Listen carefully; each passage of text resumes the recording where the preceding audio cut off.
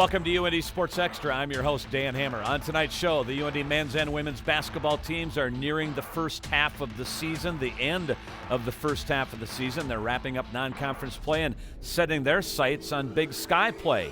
Each played their arch rival, NDSU, over the weekend.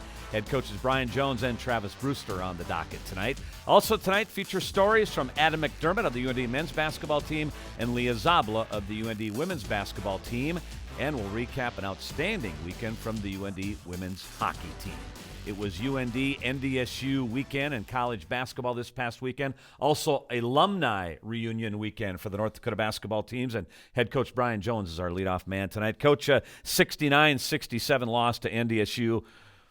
From a selfish standpoint, really entertaining basketball game, but one I know you really, really wanted to be on the winning side when it was all over. Oh, no question. But the way I look at it, did we get better? We did. And I think we finally turned the corner as a team. What I saw in that locker room after the game, the hurt, the disappointment, as a coach, that's when, all right, we finally turned the corner. So very disappointed, but I thought the game was a high-level game as a fan, as a coach, as a player. You couldn't ask for a better Friday night. Probably what our fans have been traditionally used to. Yeah. Excuse me, but I even through that, watching it time and time again on replay, we played pretty well. So you think this game will have some dividends as you look ahead here to the rest of the season? I do, because I think that, one, they understand how hard they got to play in an atmosphere they were able to compete, but against a quality opponent. Let's not shortchange NDSU by any means. They're road tested. They're warriors. Yeah. It's a majority of a team that won a lot of games last year. So I think our guys understand if they come with the preparation, the focus, and the togetherness, they can do some special things. We're going to see Quentin Hooker in the highlights in here in just a second, but a courageous effort by your junior guard who is saddled with a foot problem yet to this day. He is. I think he just, that's what type of young man he is. He's our leader. He's our captain, and there's no way he was going to miss that game. He didn't practice at all until the day of the game. He didn't even really shoot around the day of the game. So it just shows you the toughness, but the will he has to try to get a win. I think it's just a great teaching moment for our young kids. You're going to have to play hurt sometimes. Things are not always going to go your way. So I think that was just, again, another step in the right direction for this team. That type of effort has to rub off on your young guys, I would think. Let's take a look at the highlights from Friday night. Great atmosphere inside the Betty. Great basketball game. And you got off to a good start here in both ends of the court in the first half. We did. We really wanted to focus on the defense and just keeping the ball moving on offense. But as you're going to probably see, hopefully, there's a lot of paint touches. A great shot by Corey. That was the first basket of the game. But we really wanted to be in attack mode, just to get a lot of touches in the green. You forced NDSU into a number of turnovers. Usually a team that takes good care of the basketball, but you were doing good things in the defensive end. Well, we knew NDSU just didn't turn it over, and we got the lead, in all honesty, in that first half because of our defense and just seeing a lot of easy baskets there. Great hands, just togetherness, great block, anticipation by Carson. But that's what we're going to have to do. We got to protect the lane.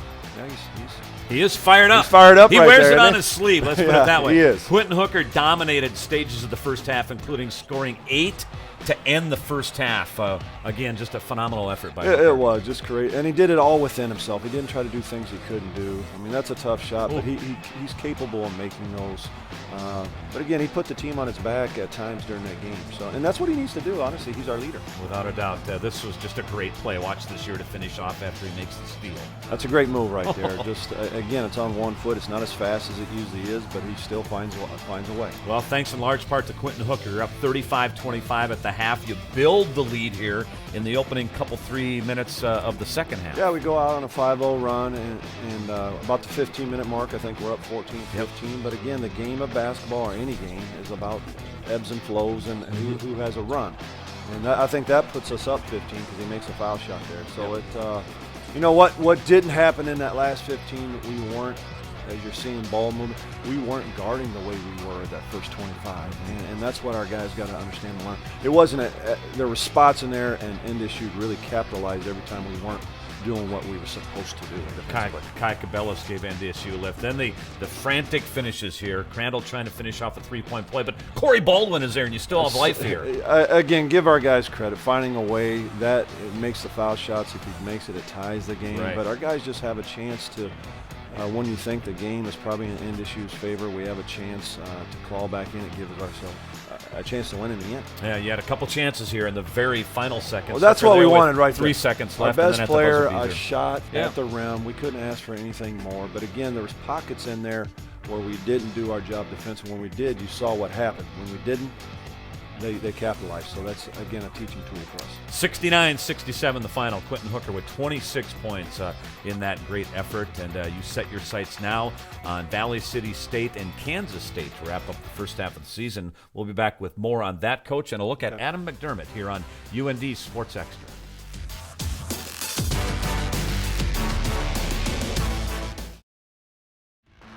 UND Sports Extra on Midco Sports Network is presented by the University of North Dakota, RideLCars.com, and Farmers Union Insurance. In certain pockets of the country, some names are just synonymous with basketball. In Iowa, McDermott is one of those names, and McDermott is a name familiar with the UND basketball program. Let's take a look. The countryside near Cascade, Iowa, is home to the McDermott family.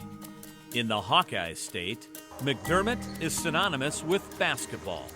It's been a name throughout the state that has been long withstanding. Blue-collar people that they serve one another really well. This is Adam McDermott, a 6'4" freshman guard. Like others before him on the McDermott family tree, he's found his way to North Dakota. Adam is the son of Scott, one of 4 brothers who grew up on a farm near Cascade. I'm sure they definitely had some battles out on the basketball hoop outside. The McDermott family tree is well known in the Iowa basketball circles. Here's a quick overview. Adam is the son of Scott, the nephew of Greg, former UND assistant coach, now head coach at Creighton. Adam is also the nephew of Marty, who also played 1 season and coached 1 season at UND. And Adam is the cousin of Doug, who never played at UND, but is arguably the now most famous McDermott. Oh yeah, that's a big part of the Christmas, Thanksgiving, any conversation pretty much when we get together as McDermotts is mostly about basketball, but it's nice just to be with them at those times and sometimes not talk about basketball and other stuff, see how everyone's doing. Call it a big case of coincidence, but Adam plays where his 2 uncles once roamed. Greg began his coaching career at UND in 1989 and was part of Rich Glass's staff before landing his first head coaching job at Wayne State. From there, it was on to NDSU, Northern Iowa, Iowa State, and Creighton. Ever since I was little, he's been teaching me the same as my dad. I've always looked up to him playing at UNI and had a great career there. I know he started here, which is kind of cool to think about, and just funny how things end up. Uncle Marty, he was head coach at Lake Superior State and Dubuque before becoming athletic director at Muskegon College in Michigan. McDermott wide open. Oh, you saw it coming. And cousin Doug, simply one of the greatest college players of our generation. Rocky for 3. Doug McDermott there for the tap-in. Oh yeah, I definitely got a bunch of the Doug comments, like going through high school and stuff, just going on the road, like Doug's better, Doug this. That's a cross he's going to have to bear probably for his entire career, but that's, I think a lot of kids would like to have that opportunity. Adam is happy to be playing Division I hoops and doing it where others in his family began carving out a career path in basketball, of course. Impressive generation, impressive. At least it's been good to our program. There's no doubt his next 3.5 years are going to be a good tenure for him. What do you like about Adam McDermott, Coach? One, he looks like his mother, not the McDermott's. No. Great, as you saw, he's a great kid. The thing you probably don't, he's quiet, and as I mentioned in the piece, he stays within himself. He doesn't try to do things he can't do. Yeah. He's a gym rat, and he's just going to continue to get better and better. But he's such a good kid, a team player. He's all about winning and what he can do to help us get to where we want to go. So he's been a thrill to coach. One final thought. What are you looking for out of Valley City State and Kansas State to close the first half of the season before you head to Big Sky play? Just continue to get better. I mean, obviously 2 big games we got to go out with the mindset we have to play better than we did last week, and just continue to go, because after those 2 games, it's where we want to be in this Big Sky competition and in a league that's going to have a lot of parity like it did last year. All right, Coach, thanks for your time. Good luck. Merry Christmas. Merry Christmas to you. And we are back with women's basketball coach Travis Brewster next. UND Sports Extra on Midco Sports Network is presented by the University of North Dakota, RideLCars.com, and Farmers Union Insurance. Welcome back. The North Dakota women's basketball team is riding a 3-game winning streak. Its most recent win, a 71-54 win over North Dakota State this past Saturday. The head coach, Travis Brewster, is back. Coach, congratulations on the win. Pretty dominant effort from start to finish by your team. Thanks for having me. Yeah, it was just nice to be able to kind of put a whole game together for us. And, I thought offensively and defensively we improved throughout the game. We started a little slow on the defensive side and picked it up. Stephanie Smith, Kelsey Knox, Maya Lloyd, Leah Szabla. And again, we talk about one of your team's assets, and it's depth, and it was on display Saturday, I thought. It's always a work in progress. It's nice to see all of our players contributing, and you look at Stephanie Smith, who's starting to gain a little bit more confidence down there. It's just tremendous. Yeah, let's take a look at the highlights here, Coach, from Saturday afternoon inside the Betty. And you had won 5 straight in this series going into the game, and the Hawks are out in support on Saturday. Soaring. That's right. Michaela Dyer, she's feeling confident this year in the offensive end, isn't she? Well, she's worked hard on just finishing around the hoop. That's something we felt was a weakness at the end of the season, and she's been working on it hard with Coach Bernhard. Kelsey with the great jump shot there again, working on knocking down 15-footers and 3-pointers and just taking the open shot. In transition here, points in the paint would be a big win for you on Saturday. Well, we always want to push tempo. That's one of the things we try to do. We just got to not turn it over in that tempo push, and I thought we did a good job of it. You're a better team up-tempo, aren't you, this year? Yes, we are. We are. There's going to be some turnovers, but, it leads to hustle plays and hustle points. Stephanie Smith inside. Career day. We'll see more of her in the defensive end, but career day all the way around, 11 points, 9 rebounds, 6 blocks. You started to pull away in the second quarter, big second quarter, 23-7, and Kelsey Knox was a big part of it. Well, again, Kelsey's starting to take those open shots. She's starting to gain her confidence and knock them down.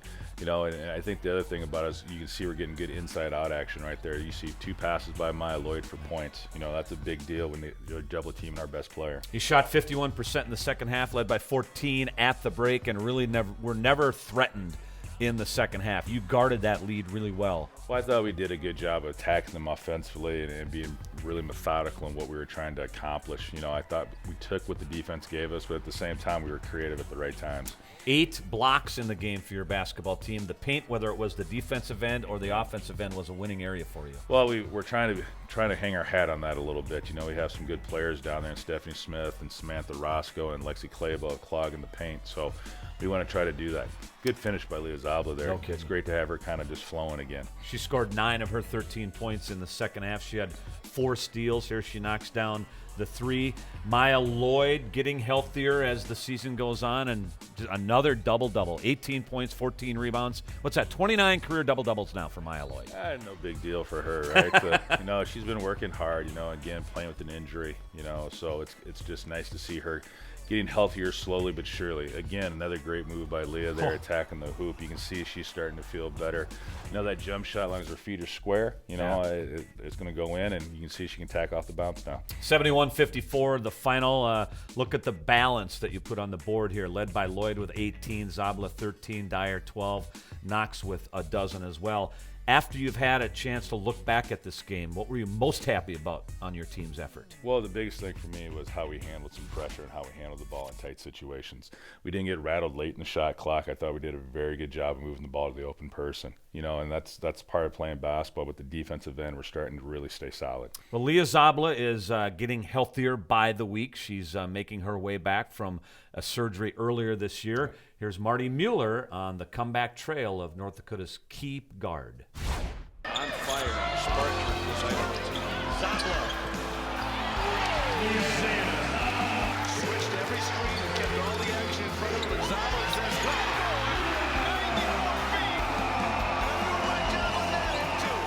One day at the top of your game. The next, you can't feel the bottom of your feet. I was losing feeling in my feet and they were turning blue. I was really tired. I was pretty swollen below my knees. So that was a big thing, and it was probably about a week or so where we were like, something is really going on, and it wasn't really getting better. Leah would soon find out the swelling and tingling were being caused by an accumulation of fluid in her lower legs, stemming from overuse, also known as compartment syndrome. She would need surgery on both of her legs to avoid permanent damage. I have never had any surgeries before, so it was kind of a scary thing at first, but just knowing that it wasn't going to be a whole year, 6-month injury was really refreshing to me. While a career-ending disaster was avoided, Leah would need weeks just to recover from surgery before anything basketball-related was even feasible. After that, you just start walking, start biking, start jogging, being able to balance, and just every little thing. And that's something that was a big difference for me too, is I didn't think it was going to be every little thing. I thought it would kind of come back quicker than it did. But yeah, I kind of had to learn to re-walk and rerun, and just kind of teach myself how to do some of the basketball fundamentals that you learn when you're in 3rd grade. So that was kind of a hard thing to go through. In true team fashion, Leah's squad always had her back, giving her the support she needed to battle through those hard times. Oh, I don't know if I can do this, am I gonna ever be back, and just very supportive and just saying we know that you can do this, you're doing awesome, and just that encouragement is huge, and it just makes you feel like I can do this and I'm going to do this. And do it she has. Under 4 to play. Szabla. Oh my, what an answer by Leah Szabla. Giving to the team the same backing they showed her. As I'm progressing, I think that we are getting to that point again where I can go back to how I was last year, and even hopefully better than I was last year, So that's just, the goal is to just be better than I was last year so that I can help my team, and that's all that matters. With the season underway and a healthy number 1 in the lineup, her recovery appears to be right on track. The team's goals, Leah's career expectations, and her feet color, all restored. Coach, what kind of role has the training staff within your program had in Leah's recovery here? Well, Stephanie Nunez is our new athletic trainer, and she did a tremendous job in identifying the situation, and really did a great job of being a liaison with obviously with Leah and with the doctor, and communicating, and did a tremendous job of assisting Leah with the rehab, and gave Leah a lot of confidence to be able to go at it, knowing that she had somebody in her corner that was very knowledgeable and strong. Very good. 3 straight wins. You still have 2 games prior to your holiday break. You host South Dakota on Saturday. You go to the University of Minnesota midweek next week. Let's talk about these final 2 games, 2 big challenges for your team to close out the first half. Well, USD obviously they're a very good program. Amy Williams has done a heck of a job there, and they're playing very well. They had a tough one there against Washington, but it shows you that they're not scared to go toe to toe with anybody. So it's gonna be a pretty good match between the 2 of us. There's no question about it. Then you got Minnesota. And it's always a tough place to play, and you go down there, you're going to see that funky zone that they run, and you just got to be ready to go. Are you like the way your team is building toward the beginning of Big Sky play? Yeah, obviously you don't want the bumps along the way, but it's part of it, and we've grown from obviously from the setbacks and moved forward. I think the biggest thing for us right now is we have to keep that confidence as we go into conference play, like you talked about, and that'll be a little bit difficult at times just because of who we're playing, but you got to believe in yourself and trust in your teammates, and we're starting to really get that process down.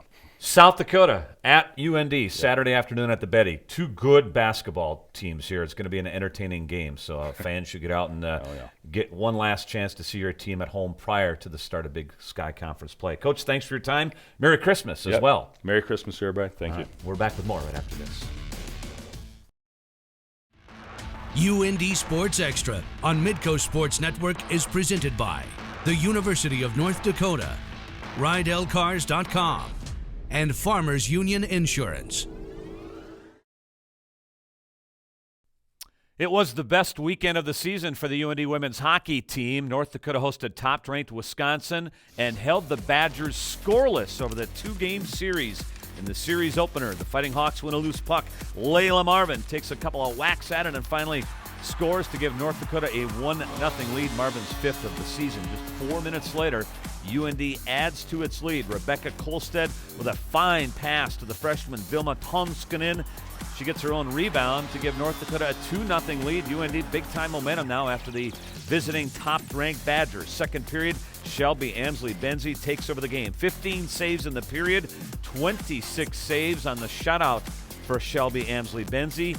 And a little insurance for North Dakota then in the third period. Becca Kohler follows up the rebound. North Dakota shuts out top-ranked Wisconsin 3-0 to open the series. It was another defensive-minded game in the series finale. In fact, 0-0 was the final. Amsley-Benzie with another outstanding game, 41 saves. North Dakota is now 8-5-3-2 in the WCHA, but two very strong defensive efforts for Brian Adulski's team. We're back with some final thoughts next.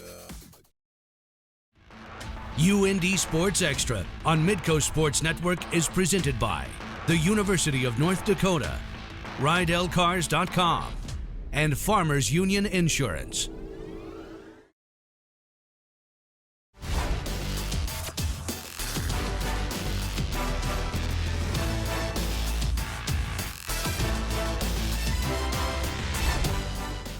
UND Sports Extra will take a short break for the holidays and return with a new show on Tuesday night, January 5th. Stay tuned for North Dakota Hockey with Brad Berry.